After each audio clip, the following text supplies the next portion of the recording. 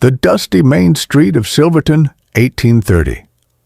The sun beat down mercilessly on the dirt roads of Silverton, where hope came to die and second chances were as rare as rain in August.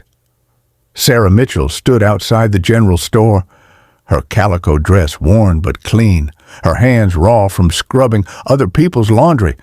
At 26, she was already a widow, already a mother, already invisible to most folks in town. But not to him. Jake, the Hammer Harrison, sat slouched on his horse at the edge of town, watching her. His reputation preceded him like thunder before a storm. They said he'd killed 3 men in Kansas City. They said his heart was made of iron. They said he'd never loved a woman and never would. Sarah felt his eyes on her, burning through the afternoon heat. She clutched her basket tighter, her heart hammering against her ribs. She'd heard the stories. She knew what kind of man he was. Dangerous, unpredictable, alone. If you're enjoying this tale of forbidden frontier love, hit that like button and subscribe for more historical romance stories. Jake dismounted, his boots hitting the ground with purpose. He started walking toward her, slow and deliberate, like a wolf approaching a lamb. Sarah's breath caught in her throat. What did he want with her? The general store. Moments later, Sarah pushed through the store's creaking door, hoping to escape those piercing gray eyes. But escape was a luxury she couldn't afford. Not in a town this small. Not from a man like Jake Harrison. The bell above the door chimed, and she knew without turning that he'd followed her inside. Mrs. Mitchell. His voice was gravel and whiskey, rough from years of shouting commands and swallowing disappointments. She turned slowly, meeting his gaze. Mr. Harrison, I'd like to discuss a business proposition with you. His hat was in his hands now, his fingers worrying the brim. For a dangerous man, he suddenly looked almost nervous. I don't do business with your kind, she said, her voice steadier than her trembling hands. His jaw tightened. You don't even know what kind that is. I know enough. The whole town knows about you. The whole town knows rumors. He stepped closer, and she caught the scent of leather and pine. I'm offering honest work. Your boy, Tommy, he needs a father figure. Sarah's blood ran cold. How did he know her son's name? Sarah's modest cabin, evening. The lamp oil was running low, casting long shadows across the cabin walls. Tommy slept in the corner, his 8-year-old face peaceful in dreams Sarah could no longer afford to have. A knock at the door made her jump. She knew who it would be, even before she opened it. Jake stood on her porch, hat in hand again, looking almost vulnerable in the lamplight spilling from her doorway. I shouldn't have mentioned your boy, he said quickly. That was forward of me. I apologize. Sarah's anger melted slightly. A man like him apologizing? How do you know Tommy's name? I make it my business to know things. He shifted his weight. I've been watching you, not in a sinister way. I see how hard you work. How you keep your head high when this town treats you like you're nothing. Her throat tightened. What do you want from me? I have a ranch 5 miles north. I need help. You need money. It's simple arithmetic. This story is heating up. Don't forget to like and share with anyone who loves a good Western romance. Subscribe to see what happens next. Nothing about you is simple, Mr. Harrison. No, ma'am, it isn't. Then why did she want to say yes? The Harrison Ranch. 3 days later, Sarah had accepted the job, against every instinct. against every warning from the church ladies who whispered behind their fans. But Tommy needed shoes. Tommy needed food. Tommy needed a future. The ranch was bigger than she'd imagined, sprawling across the valley like a small kingdom. The main house stood proud. 2 stories of whitewashed wood that must have cost a fortune to build out here. Jake met her at the gate, his expression unreadable. "You came. I gave my word." She climbed down from the borrowed wagon, Tommy clinging to her skirts. Jake's eyes softened when he looked at the boy.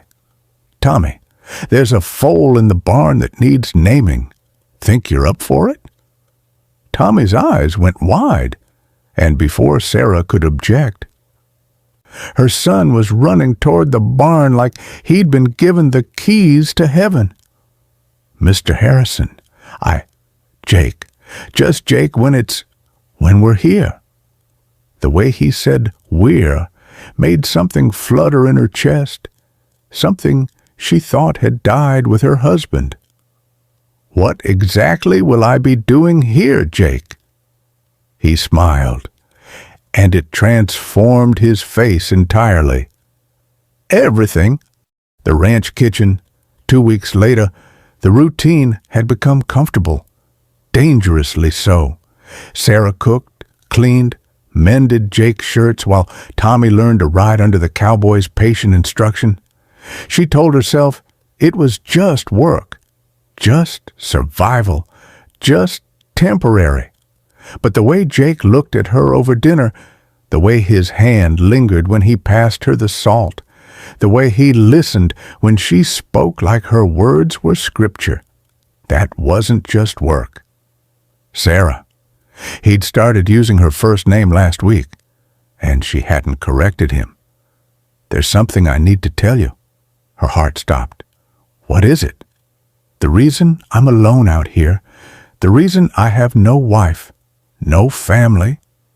He stared into his coffee cup like it held all the answers. I wasn't always a good man." "I gathered that." "No. You don't understand." His voice dropped to almost a whisper. "The things they say about me, some of them are true. I did kill those men. They deserved it. But that doesn't make me less of a killer. This confession changes everything. Hit like if you're hooked and subscribe for the next scene of this emotional journey. Share with your friends who love deep, complex characters." Sarah reached across the table, her hand covering his. "We've all done things we regret." His eyes met hers, and she saw the raw hunger there. "Sarah, please don't." But what he was asking her not to do, she couldn't tell. The barn, midnight. Sarah couldn't sleep, her mind racing with thoughts she shouldn't be having about her employer. She'd come to the barn to check on Tommy's horse, or so she told herself. But really, she was restless with feelings she didn't understand, didn't want to name. "Can't sleep either?" She spun around, her heart leaping into her throat. Jake stood in the doorway, his shirt unbuttoned at the collar, his hair disheveled like he'd been running his hands through it. "I was just the horse." "The horse is fine." He stepped inside, closing the distance between them. "Sarah, we need to talk about what's happening here." "Nothing's happening." "Don't lie to me, and don't lie to yourself." His voice was rough with emotion. "I see the way you look at me now, and God help me, I can't stop thinking about you." The air between them crackled with tension. "This is wrong," she whispered. "You're my employer. I'm trying to provide for my son." I know it's wrong, but tell me." He was close enough now that she could feel his breath on her face. "Tell me you don't feel this too." She couldn't, because she did feel it, burning through her like wildfire. The creek, Sunday afternoon. Sarah had insisted on a day of rest, taking Tommy to the creek that ran through Jake's property. She needed distance, needed to think, needed to remember who she was. A respectable widow, a Christian woman, a mother, not someone who spent nights dreaming of a dangerous cowboy's hands on her skin. "Mama, look." Tommy was knee-deep in the water, pointing at something upstream. Jake was riding toward them, his horse moving at an easy trot. She stood quickly, smoothing her dress, hating how her pulse quickened at the sight of him. "Didn't mean to intrude on your day off," he said, dismounting. "But I needed to apologize for last night." "There's nothing to apologize for. There's everything to apologize for." He glanced at Tommy, then back at her. "I crossed a line. You work for me. You're vulnerable. I took advantage of that." Her temper flared. "I'm not some helpless creature, Jake Harrison. If I didn't want you close, I would have said so." His eyes widened slightly. "Are you saying—" "The tension is unbearable. Don't forget to like this video and subscribe to see how this forbidden attraction unfolds. Share with anyone who loves slow burn romance. I'm saying—" She took a deep breath. "I'm saying I don't know what I'm saying." But they both knew the truth. They were falling, and there was no stopping it now. The ranch house, storm approaching. The sky had turned the color of bruises, purple and angry as the storm rolled in from the west. Sarah rushed to bring in the laundry, her hair whipping around her face as the wind picked up. Tommy was safe inside, playing with the wooden soldiers Jake had carved for him. "Sarah!" Jake's voice cut through the wind. "Get inside! This one's going to be bad!" She grabbed the last shirt just as the first drops began to fall, fat and heavy, soaking through her dress in seconds.